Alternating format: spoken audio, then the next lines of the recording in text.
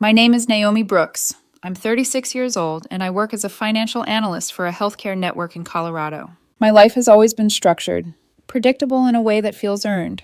Early mornings, quiet coffee, market reports, gym after work, home before sunset. I've never needed chaos to feel alive. I prefer clarity, stability, knowing where I stand.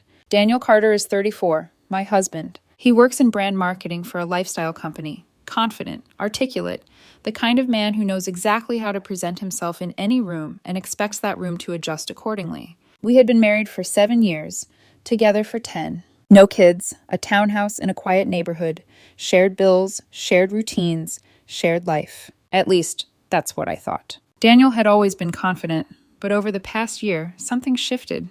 Not suddenly, subtly. Like a slow drift you don't notice until the distance is already there. More late nights, more vague explanations, more conversations about feeling stuck. He started talking about life like it was something he had outgrown. I just feel like I never really explored who I am, he said one night, scrolling through his phone while I cleaned up dinner. I didn't dismiss him, I listened. I suggested therapy once. He laughed. Therapy is for people who have already failed, he said, like it was a joke. I remember standing there, drying my hands, realizing that he wasn't looking for solutions. He was preparing an exit. 3 months ago on a Tuesday night, he came home from a trip looking different. Not physically, energetically. Calm in a way that felt rehearsed. We were sitting at the kitchen island. I had made dinner. He picked at his food, then set his fork down like he was about to present something. I've been doing a lot of thinking, he said. I nodded. And I don't believe in traditional marriage anymore. I thought he was joking. He wasn't smiling. He went on about growth, autonomy, how monogamy was outdated, how people evolve and relationships should evolve with them. I let him talk. Then he said the part that changed everything. I'm opening up our marriage. Not asking. Not suggesting. Declaring. You can do whatever you want to, he added, like it was generous. I looked at him carefully. Is this something you want to talk through? I asked. There's nothing to talk through, he said. This is happening. You can either grow with me or stay behind. He genuinely believed that was a choice. And he genuinely believed I would stay exactly where I was. There was a pause after he finished, like he was waiting for something. Anger, tears, a reaction he could respond to. I gave him none. So what? He asked, tilting his head slightly. You're just going to sit there? I'm listening, I said. He sighed, almost annoyed. Naomi, this isn't a crisis. This is growth. I need space to explore connections without guilt, and I'm offering you the same freedom. I asked him one question. Are you already seeing someone? He rolled his eyes. You're so predictable, he said. This isn't about someone else. This is about me. That wasn't an answer. Over the next week, he started acting like the decision had already been implemented. More nights out. More vague explanations. He came home smelling like a different cologne once and acted irritated when I noticed. You said you were fine with this, he snapped. I said I was listening, I replied. He reframed everything.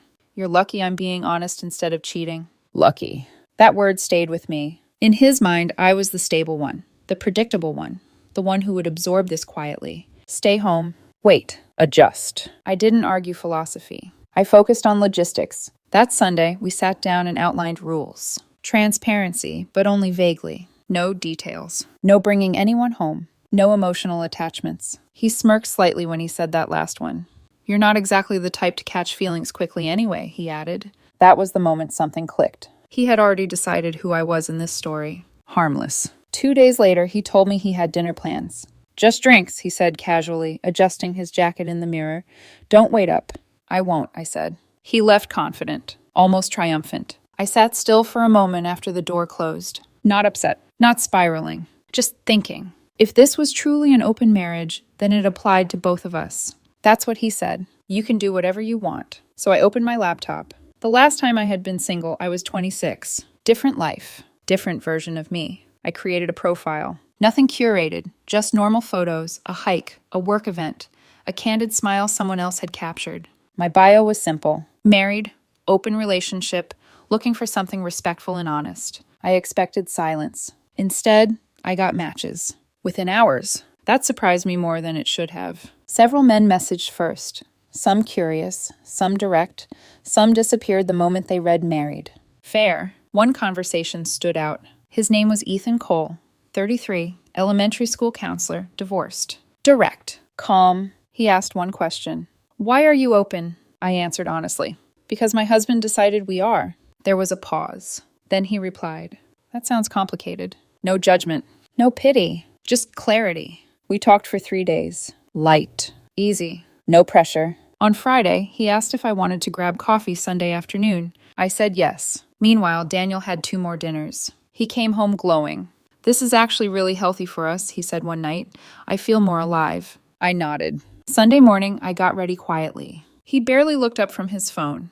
You said you had plans, he asked. Yes. With who? Someone I met. He smirked.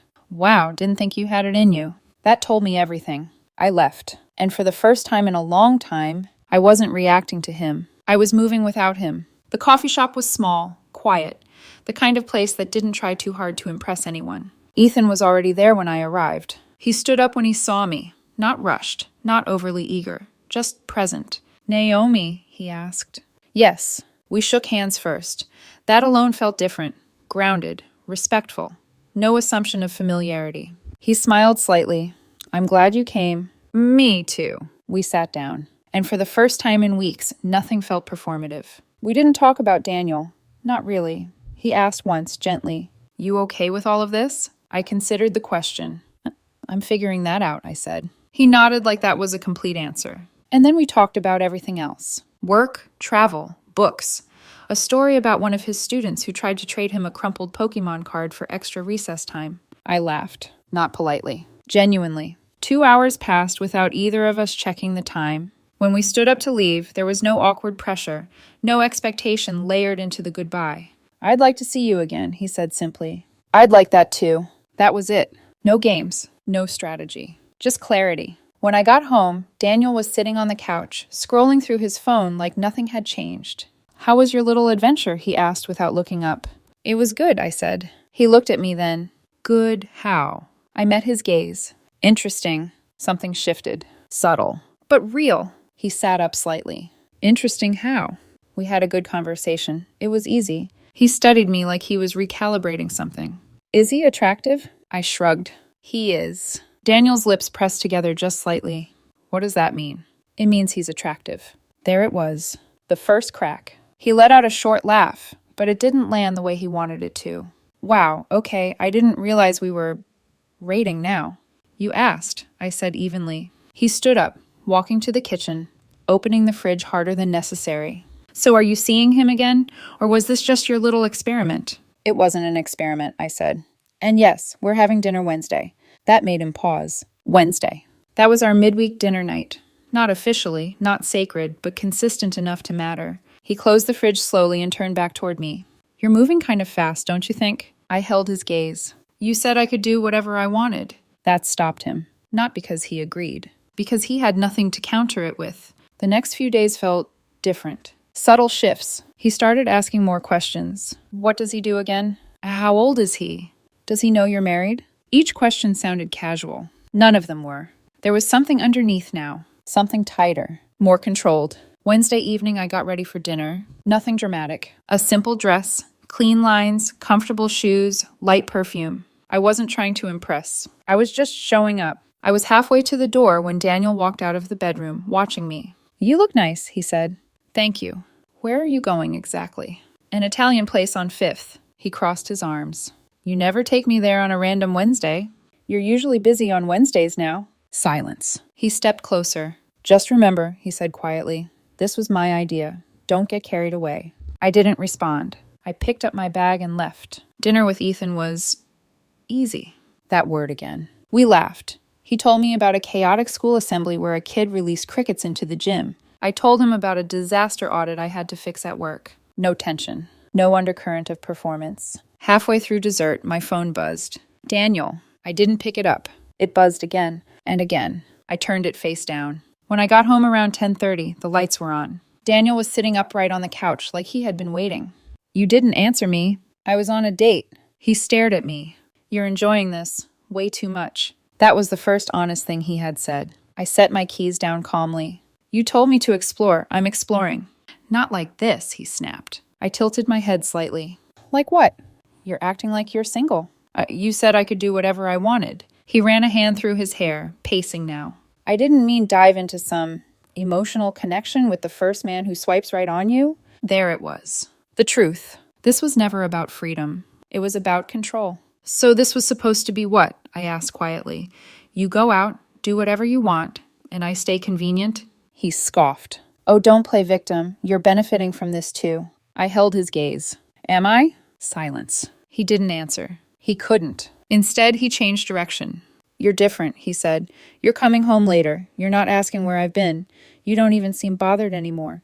I understood then. He didn't want freedom. He wanted contrast. He wanted to leave and come back to the same version of me. Available. Predictable. Waiting. You changed the equation, he said. No, I replied calmly. I followed it. That landed harder than anything else I had said. He stopped pacing. For a moment, he just looked at me, trying to find something familiar, something he could still control. But it wasn't there anymore. And I think that's when he started to realize this wasn't going the way he planned. After that night, Daniel stopped pretending he was relaxed. He still tried to sound casual, still used that polished, measured tone like he was above conflict, but the edges were showing now. Small things. A question that lingered too long. A look that sharpened when my phone lit up. The way he suddenly noticed details he had ignored for weeks. What time are you meeting him? Are you wearing that? Do you always smile at your phone like that now? He said those things lightly, almost joking. But there was nothing light underneath them. I didn't argue. I didn't explain more than necessary. That seemed to bother him more. By Friday, Ethan had asked if I wanted to meet again Sunday evening. A wine bar downtown. Quiet, low-key.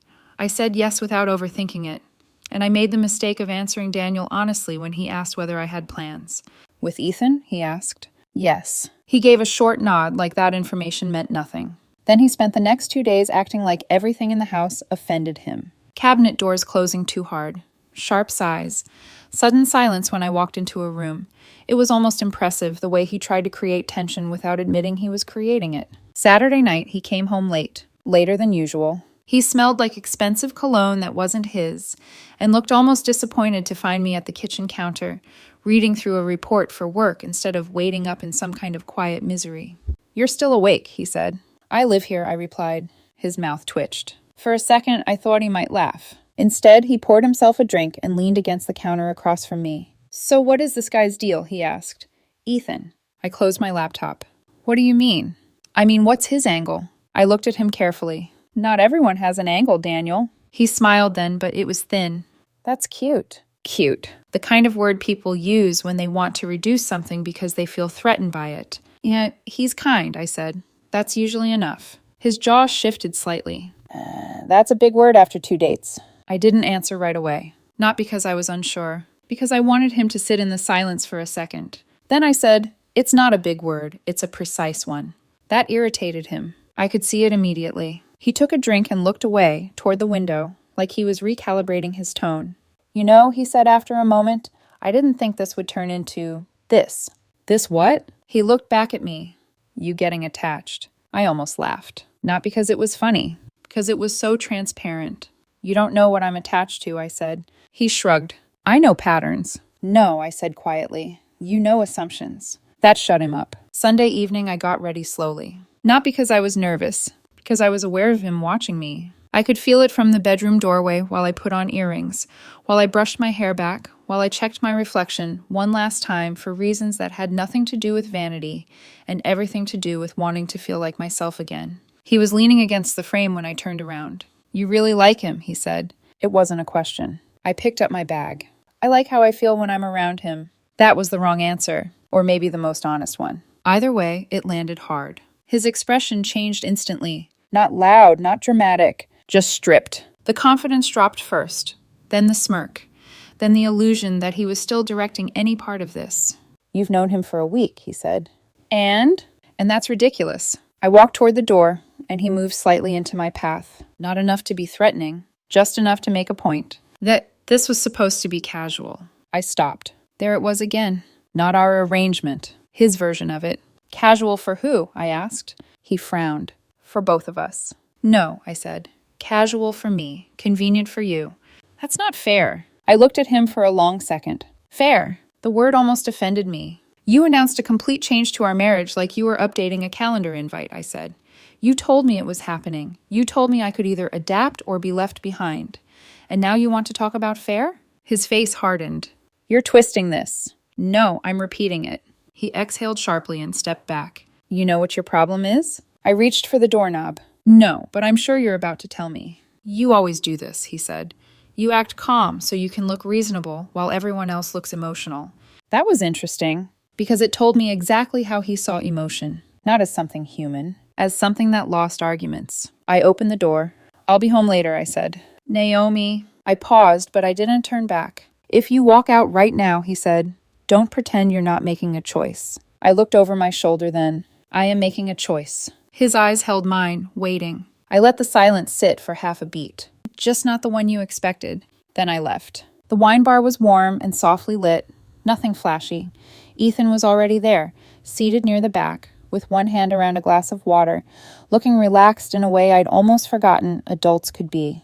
When he saw me, he smiled. And just like that, the tension I had been carrying in my shoulders all evening eased. You okay? He asked after we sat down. I considered lying. Then I didn't. My husband is having a delayed reaction to his own idea. Ethan gave a quiet huff of laughter. That sounds exhausting. It is. He studied me for a second, not prying, just listening. You don't have to make this easy for anyone else, he said. That sentence stayed with me, because he wasn't telling me what to do. He wasn't offering strategy. He wasn't angling for vulnerability. He was just telling the truth. Dinner was good. The conversation moved easily. I told him about a forecasting meeting at work that had spiraled because one executive confused optimism with math. He told me about a parent-teacher conference where two adults had nearly started arguing over a second-grade science project as if national security depended on it. I laughed again. That deep, unguarded kind of laughter that surprises you with how much you needed it. At one point he asked, "What were you like before all of this?" I looked at him. What do you mean? Before you started measuring every reaction. That question reached somewhere quiet in me, because I knew exactly what he meant. And I knew exactly when I had started doing it. Long before Daniel opened the marriage. Back when every disagreement had to be carefully managed so it wouldn't become a speech about my tone. Back when every hurt feeling had to be translated into language Daniel found acceptable before he would acknowledge it. I used to be lighter, I said finally. Ethan nodded. I can see that. No pity. No overreaction. Just recognition. When dinner ended, he walked me to my car. There was a pause before goodbye. Not awkward. Just aware. I'd like to see you again, he said. I'd like that too. Then he stepped back. No pressure, no claim, no performance. By the time I got home, it was just after 10. The living room light was on. Daniel was sitting on the couch, elbows on his knees, like he had been rehearsing this. You were out a long time, he said. I was at dinner. I know where you were. I set my keys down. Then why ask? He stood. Because apparently sitting hadn't been enough to contain whatever this was. This is getting disrespectful. I almost smiled. Not because I enjoyed it. Because the hypocrisy was so exact it barely needed commentary. Disrespectful, I repeated. Yes, he snapped. You're emotionally involved now. You're acting like this is real. I looked at him steadily. It is real. That shook him. I saw it. Not because I said it loudly. Because I said it without hesitation. He stared at me for a second like he was waiting for a softer version to follow. One didn't. You barely know him, he said.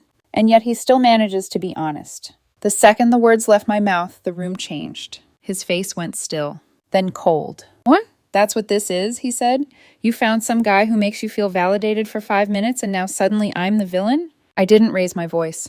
You made yourself the villain when you offered me freedom you never intended to share equally. He laughed once. Sharp, humorless. God, listen to yourself. You're acting like this is some moral awakening when really you just like the attention. That would have hurt once. Maybe even worked. But now all I heard was panic dressed up as contempt. You don't care that I'm dating, I said quietly. You care that I'm not waiting. His mouth opened, then closed, and that silence told me more than any argument could have. Because if I had been wrong, he would have said so immediately. Instead, he turned away and ran both hands through his hair. This is not what I wanted, he said finally. There it was, the closest thing to truth yet. I stood there looking at him, feeling something settle into place. Not rage, not heartbreak, clarity. No, I said, it isn't. He turned back to me. So what, now you're in love with him? The question was supposed to sound mocking. It didn't. It sounded afraid.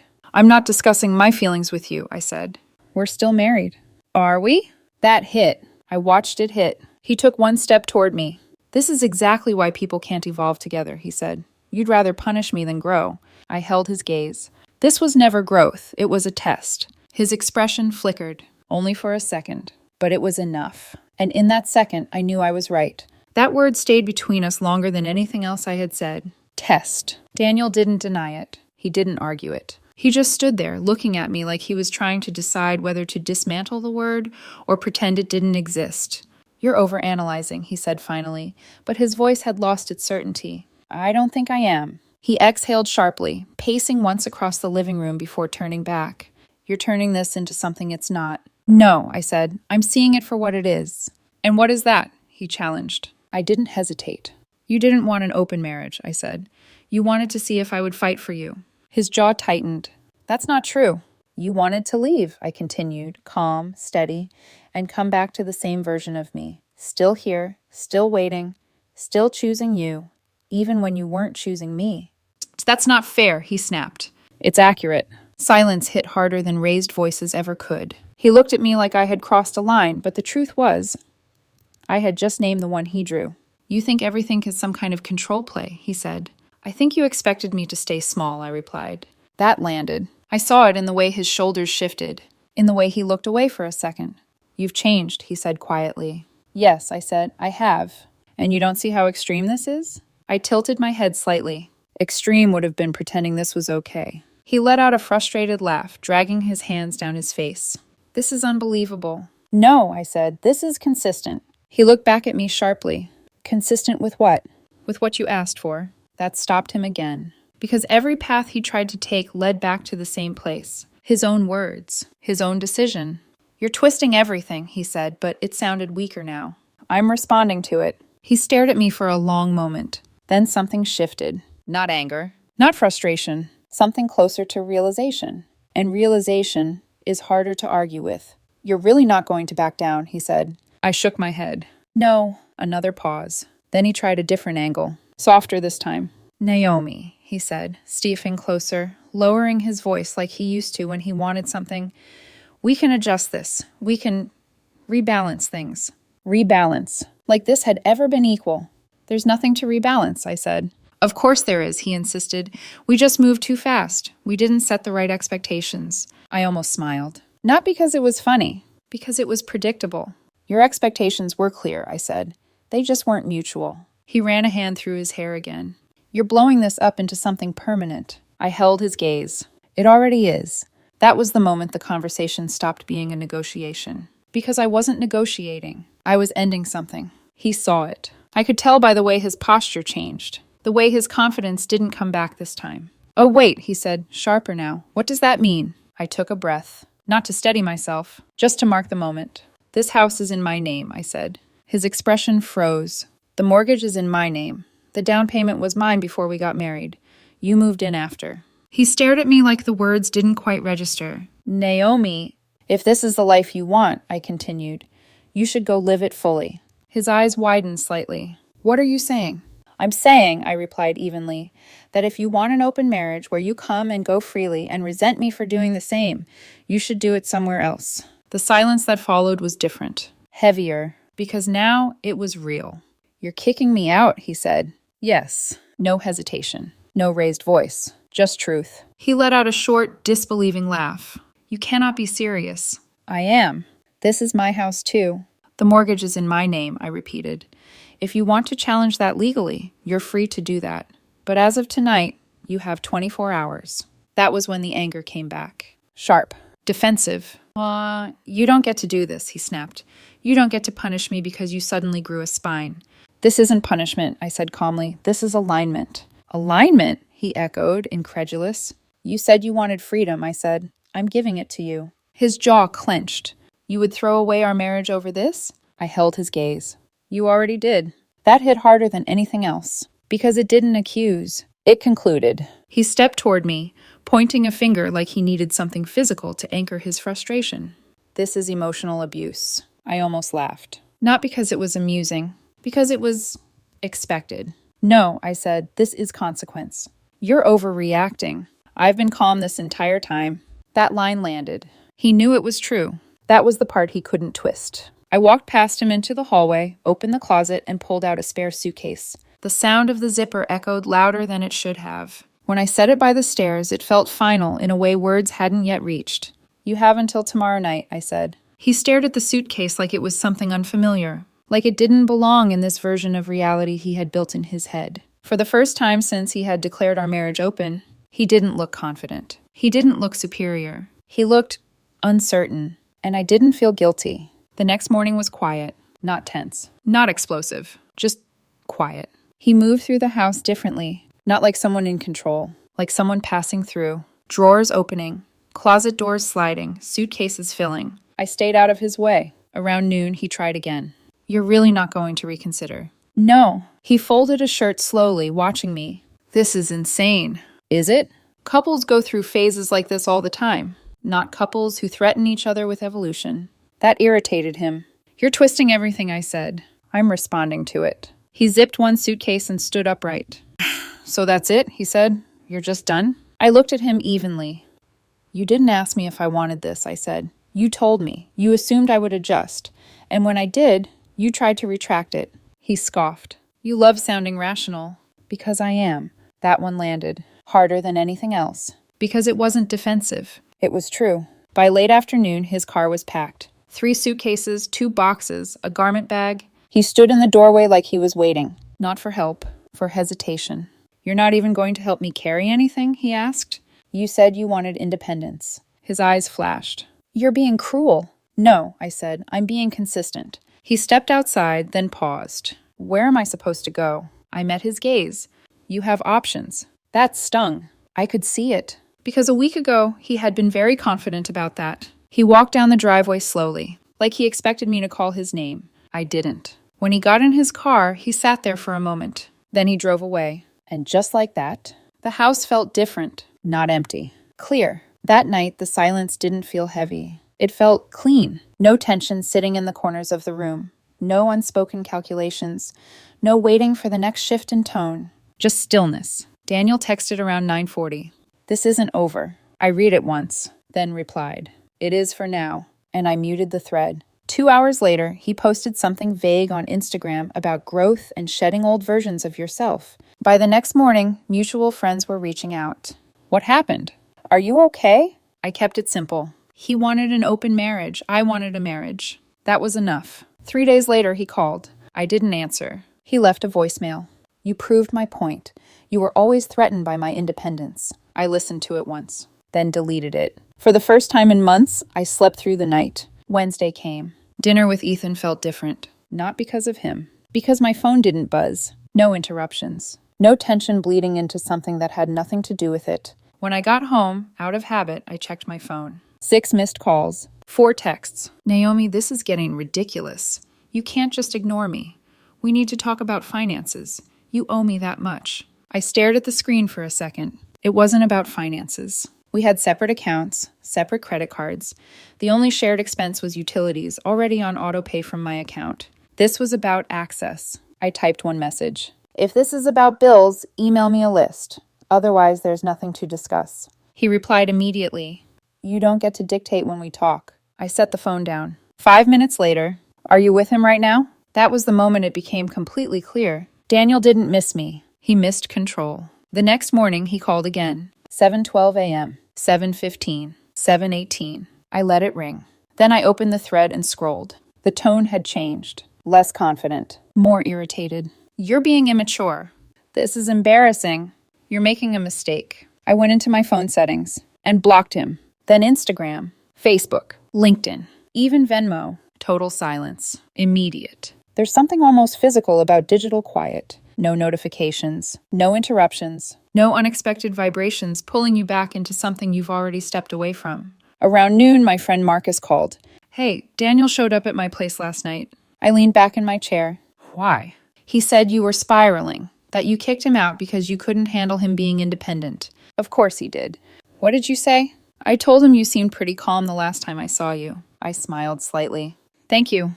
Apparently, he had been telling people I had some kind of delayed breakdown, that I got attached to someone new and threw away the marriage out of insecurity. It would have bothered me more if I didn't know the truth. That weekend, I ran into one of his coworkers at the grocery store. He looked uncomfortable. Rough time, huh? He said carefully. Depends who you ask. He hesitated. Daniel's been saying you couldn't handle the open arrangement. There it was again. The narrative. I nodded once. Noted. I didn't defend myself. I didn't explain. Because the people who mattered would eventually see it. And the ones who didn't weren't mine to convince. Sunday night, Ethan and I went to a small wine bar downtown. Halfway through the evening, I noticed someone near the entrance. Daniel. He wasn't subtle. Arms crossed. Watching. Ethan followed my gaze. A friend of yours? He asked quietly. Something like that. I stood up. Not rushed. Not emotional. Just intentional. I walked over before Daniel could approach the table. What are you doing here? I asked. He smiled, but it did not reach his eyes. I just wanted to see how serious this was. It's dinner, I said. With him, he added. Like that clarified something. Yes. His eyes flicked past me toward Ethan. You moved on fast. You opened the door. He stepped closer. You're doing this to hurt me. No, I said evenly. I'm doing this because you told me I was free. Silence. For a second, something unguarded showed in his expression. You were supposed to miss me. There it was. The truth. I held his gaze. You were supposed to want a marriage. His jaw tightened. So this is it? You're choosing him? I shook my head slightly. I'm choosing not to be an option. That landed hard. He looked like he wanted to argue, to reframe, to regain something. But there wasn't anything left to take. You're embarrassing me, he said finally. Not I miss you. Not I want to fix this. Embarrassing. I stepped back. This conversation is over. And I walked away. When I sat back down, Ethan didn't interrogate me. He didn't ask for details. He just looked at me and said, Everything okay? Yes, I said, just unfinished noise. He nodded and changed the subject. That told me everything. When he walked me to my car later, he paused before I got in. You don't seem chaotic, he said. I'm not. He studied my face for a second. Good, he said. I'm not interested in chaos. Neither am I. That stayed with me. The next morning, Daniel showed up at the house, knocking, then knocking again, then trying the handle like he had forgotten he didn't have a key anymore. My phone buzzed from an unknown number. Open the door. I didn't respond. Another message. You can't lock me out of my own life. That was the thing. He still thought this was exclusion, not consequence. An hour later, an email. You made your point. I get it. You wanted to prove you had options. Congratulations. You win. I read that line twice. You win. This was never a competition. The email went on. Confusion. Justification. How he needed to feel alive again. How he never thought I would actually participate. That part was honest. He thought I would stay. Wait. The final line was the clearest. If you stop seeing him, we can reset this. Reset. Like the last month had been a trial version. I didn't reply. Instead, I scheduled a consultation with a divorce attorney. Not out of anger. Out of clarity. When someone only values you as long as you remain slightly beneath them, that's not a marriage. That's a hierarchy. And I was no longer interested in playing that role. Thursday evening, I had dinner plans again. I texted Ethan. Free for dinner tonight? Yes, he replied. No negotiation. No conditions. Just yes. The consultation earlier that day had been straightforward. The house was premarital property. Our finances were mostly separate. No children. No complicated entanglements. Clean. That night, dinner felt normal. Easy. He told me about a school assembly that had gone completely off track when a student released a box of crickets in the gym. I laughed. I told him I had spent the week auditing my own marriage like a balance sheet. At one point, he looked at me carefully. Are you actually separated? Yes. Are you actually done? Yes. He nodded. Good. No suspicion. No interrogation. Just clarity. When I got home, there was a courier envelope taped to the door. Inside was a handwritten letter from Daniel. Not an apology. Not accountability. Pages about how he felt abandoned. How he opened the marriage because he thought I had become emotionally distant. How he needed to test whether I would fight for him. I sat at the kitchen island reading that line again. He needed to test whether I would fight for him. So that was it. It was never about freedom. It was about validation. The last paragraph said everything. You were supposed to choose me. I looked at the words for a long moment, then set the letter down. I did choose. I chose not to beg. The next morning, I filed. When the papers were served a week later, he called from another number. I let it go to voicemail.